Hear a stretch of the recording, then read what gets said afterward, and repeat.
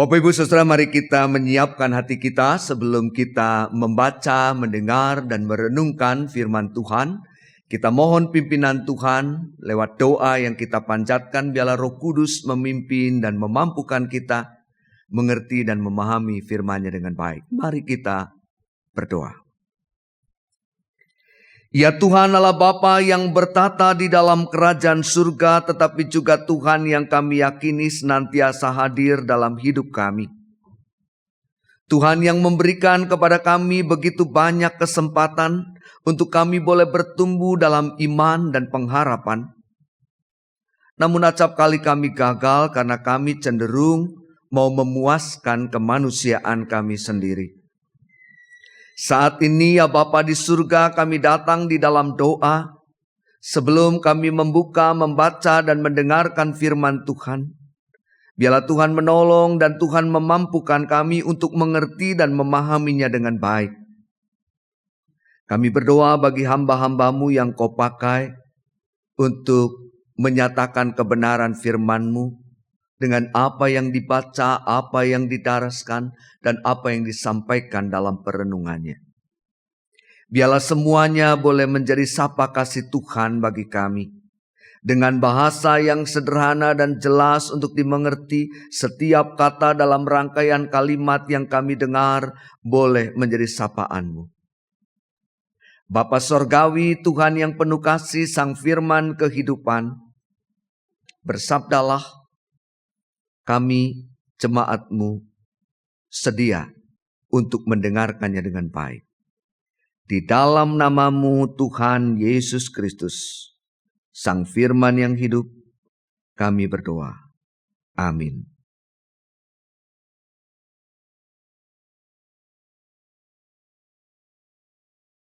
Bacaan pertama dari kitab Kisah Para Rasul pasal 8 ayat 26 sampai 40. Kisah Para Rasul 8 ayat 26 sampai 40.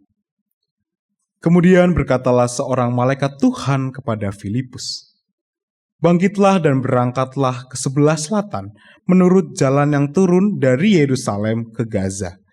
Jalan itu jalan yang sunyi." Lalu Filipus bangkit dan berangkat. Adalah seorang Etiopia, seorang sida-sida istana, pembesar dan kepala perbendaharaan Sri Kandake, Ratu Negeri Etiopia yang pergi ke Yerusalem untuk beribadah. Orang itu sedang dalam perjalanan pulang dan duduk dalam keretanya sambil membaca kitab Nabi Yesaya. Lalu kata Roh kepada Filipus, "Pergilah ke situ dan dekatilah kereta itu." Filipus bergegas ke situ dan mendengar sida-sida itu sedang membaca kitab Nabi Yesaya. Kata Filipus, "Mengertikah Tuan apa yang Tuan baca itu?"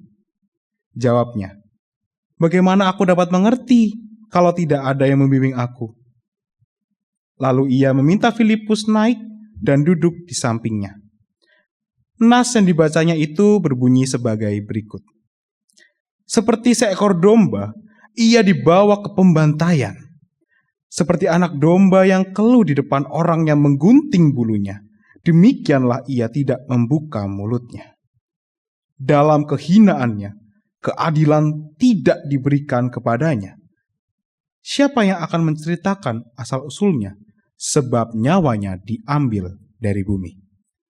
Lalu kata pejabat istana itu kepada Filipus, "Aku bertanya kepadamu, tentang siapa Nabi berkata demikian? Tentang dirinya sendiri atau tentang orang lain?" Filipus pun mulai berbicara dan bertolak dari nas itu. Ia memberitakan Injil tentang Yesus kepadanya. Mereka melanjutkan perjalanan mereka dan tiba di suatu tempat yang ada air. Lalu kata pejabat istana itu, "Lihat, di situ ada air. Apakah ada halangan bagiku untuk dibaptis?" Sahut Filipus, "Jika Tuan percaya dengan segenap hati, boleh." Jawabnya, "Aku percaya bahwa Yesus Kristus adalah Anak Allah." Orang Etiopia itu menyuruh menghentikan kereta itu dan keduanya turun ke dalam air. baik Filipus maupun sida-sida itu. Lalu Filipus membaptis dia. Ketika mereka keluar dari air, Roh Tuhan tiba-tiba membawa Filipus pergi, dan sida-sida itu tidak melihatnya lagi. Ia meneruskan perjalanannya dengan sukacita. Ternyata Filipus sudah berada di Asdod. Ia berjalan melalui daerah itu dan memberitakan Injil di semua kota sampai ia tiba di Kaisarea. Demikianlah sabda Tuhan. Syukur Allah.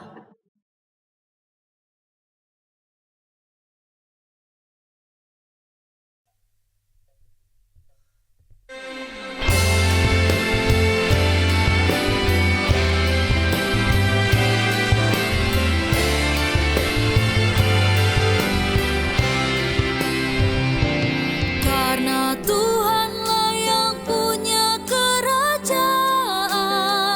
yang memerintah bangsa-bangsa.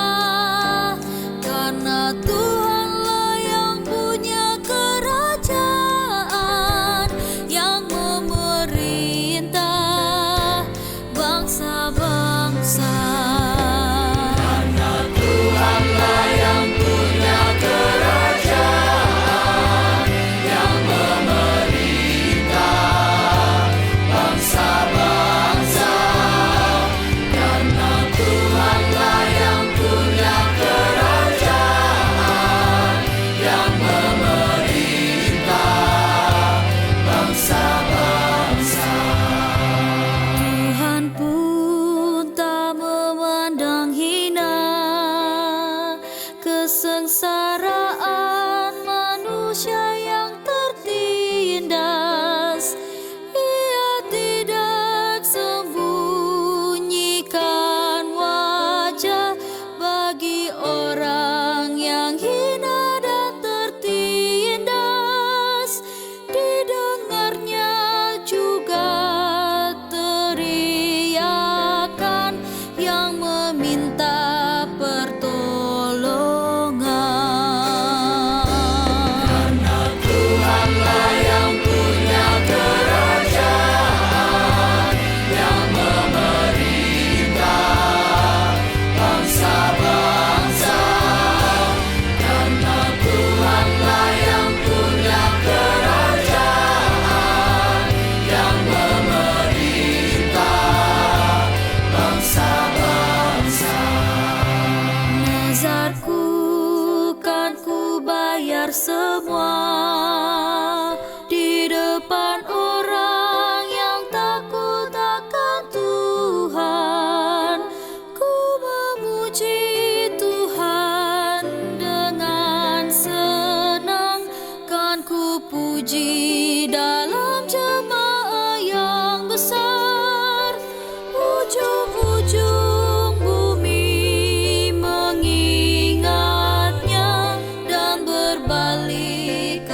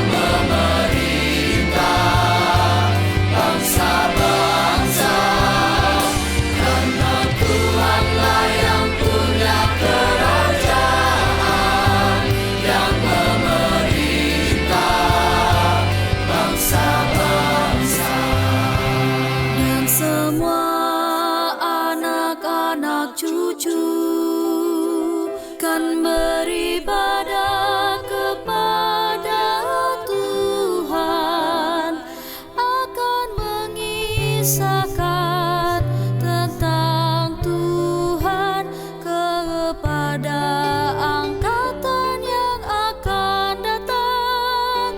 Kan beritakan keadilan Tuhan pada bangsa yang kan lahir. Karena Tuhanlah yang punya kerajaan, yang memerintah bangsa-bangsa. Karena Tuhanlah yang punya kerajaan, yang memerintah bangsa-bangsa.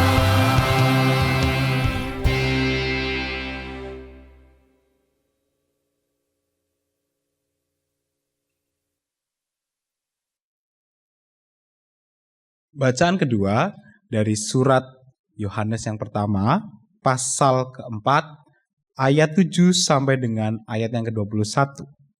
1 Yohanes 4, ayat 7 sampai ayat 21. Saudara-saudara yang terkasih, marilah kita saling mengasihi, sebab kasih itu berasal dari Allah. Setiap orang yang mengasihi lahir dari Allah dan mengenal Allah. Siapa yang tidak mengasihi, ia tidak mengenal Allah, sebab Allah adalah kasih. Dalam hal inilah kasih Allah dinyatakan di tengah-tengah kita, yaitu bahwa Allah telah mengutus anaknya yang tunggal ke dalam dunia supaya kita hidup olehnya. Inilah kasih itu. Bukan kita yang telah mengasihi Allah, tetapi Allah yang telah mengasihi kita dan mengutus anaknya sebagai pendamaian bagi dosa-dosa kita. Saudara-saudara yang terkasih, jikalau Allah demikian mengasihi kita, kita juga harus saling mengasihi. Tidak ada seorang pun yang pernah melihat Allah. Jika kita saling mengasihi, Allah tetap di dalam kita dan kasih-Nya sempurna di dalam kita. Demikianlah kita ketahui bahwa kita tetap tinggal di dalam Allah dan Dia di dalam kita, karena Ia telah mengaruniakan Roh-Nya kepada kita. Kami telah melihat dan bersaksi bahwa Bapa telah mengutus anaknya menjadi juru selamat dunia.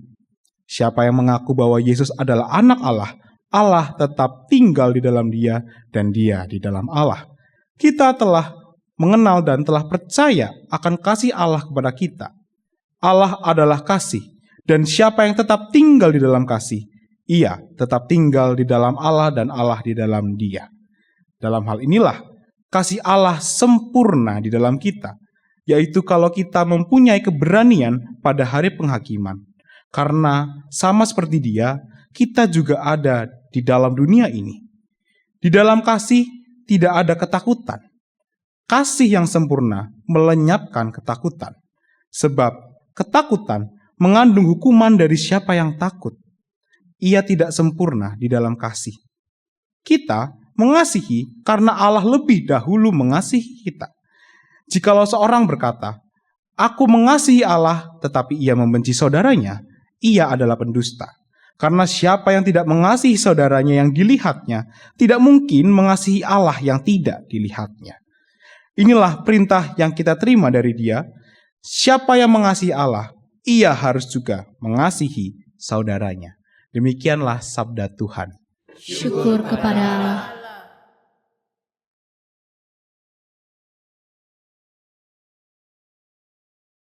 Kita akan memperhatikan Injil Tuhan Yesus Kristus dari Yohanes pasal 15 ayat yang pertama sampai dengan ayat yang ke-8. Yohanes pasal 15 ayat pertama sampai dengan ayat yang ke-8. Akulah pokok anggur yang benar dan Bapakulah tukang kebunnya. Setiap carang padaku yang tidak berbuah dipotongnya, dan setiap carang yang berbuah dibersihkannya, supaya ia lebih banyak berbuah. Kamu memang sudah bersih karena firman yang telah kukatakan kepadamu. Tinggallah di dalam aku dan aku di dalam kamu. Sama seperti carang tidak dapat berbuah dari dirinya sendiri, kalau ia tidak tinggal pada pokok anggur. Demikian juga kamu tidak berbuah, jikalau kamu tidak tinggal di dalam aku. Akulah pokok anggur dan kamulah carang-carangnya. Siapa yang tinggal di dalam aku, dan aku di dalam dia, ia berbuah banyak. Sebab di luar aku kamu tidak dapat berbuat apa-apa. Siapa yang tidak tinggal di dalam aku, ia dibuang keluar seperti ranting dan menjadi kering. Kemudian dikumpulkan orang dan dicampakkan dalam api, lalu dibakar. Jikalau kamu tinggal di dalam aku dan firmanku tinggal di dalam kamu, mintalah apa yang kamu kehendaki, maka akan diberikan kepadamu. Dalam hal inilah Bapakku dimuliakan, bahwa kamu berbuah banyak, dan menunjukkan kamu adalah murid-muridku. Demikian Injil Tuhan Yesus Kristus. Berbahagialah mereka yang mendengarkan firman Allah dan yang memeliharanya.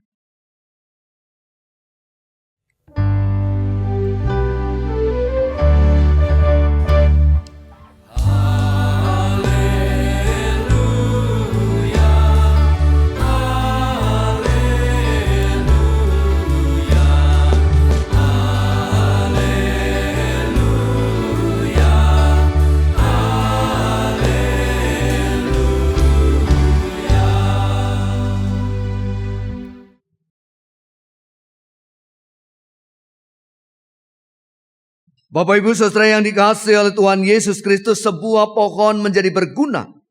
Bukan hanya sekedar pohon itu tumbuh semakin tinggi, semakin rimbun dan semakin lebat. Semak belukar dan ilalang juga tumbuh demikian. Semakin lebat, semakin tinggi dan semakin rimbun. Namun pada akhirnya semak ilalang itu akan dibakar habis dan dimusnahkan karena tidak punya nilai. Tidak berguna. Bertumbuh semakin lebat namun tidak berbuah. Tidak menghasilkan apa-apa. Bapak Ibu Saudara yang dikasihi oleh Tuhan Yesus Kristus. Pengikut Kristus yang sejati adalah mereka yang menyatakan pertumbuhan. Semakin dewasa dalam hidup beriman dan semakin dirasakan kehadirannya menjadi berkat bagi banyak orang. Karena buah-buah iman yang nyata, yang kelihatan, yang dirasakan dan dialami oleh orang-orang yang ada di sekitarnya. Menjadi pengikut Kristus yang sungguh bukan sekedar menjalankan ritus. Menjadi pengikut yang sungguh adalah mempraktekkan spiritus yang sesungguhnya. Semangat yang sesungguhnya. Dan hal ini baru mungkin jika kita memiliki kelekatan yang sungguh dengan Kristus, sang pokok anggur itu. Tuhan Yesus dengan jelas menyatakan, akulah pokok anggur yang benar dan Bapakkulah tukang kebunnya. Setiap carang padaku yang tidak berbuah dipotongnya, dan setiap orang yang berbuah dibersihkannya, supaya ia lebih banyak berbuah. Itu artinya, Dia menghendaki setiap kita berbuah dan terus berbuah. Dengan cara itu maka setiap kita bertumbuh menjadi indah dan setiap orang yang terhubung dengan kita terberkati oleh kehadiran kita, oleh buah-buah iman kita, buah-buah kehidupan yang dipraktekkan.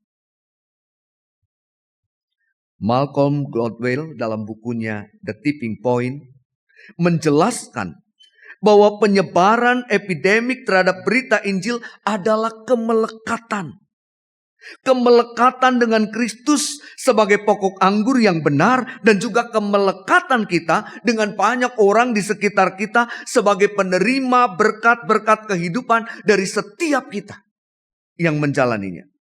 Di mana lewat kemelekatan kepada Kristus, maka kita memperkenalkan kasih Kristus secara nyata di setiap tempat.